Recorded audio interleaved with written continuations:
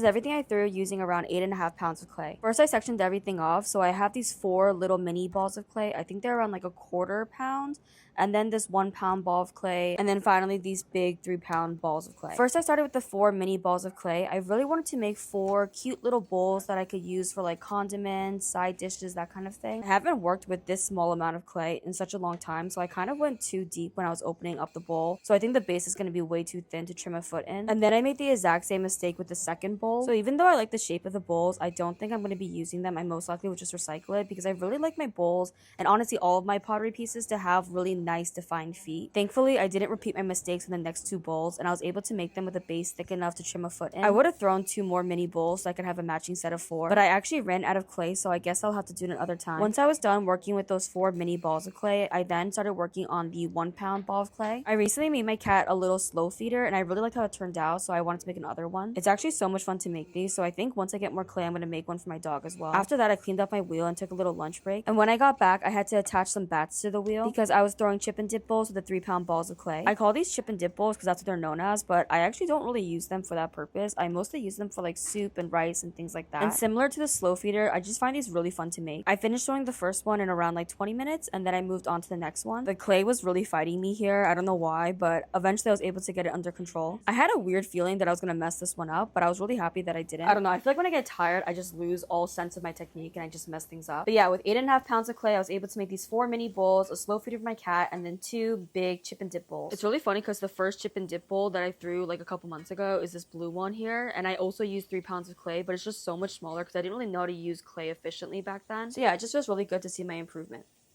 Okay, bye.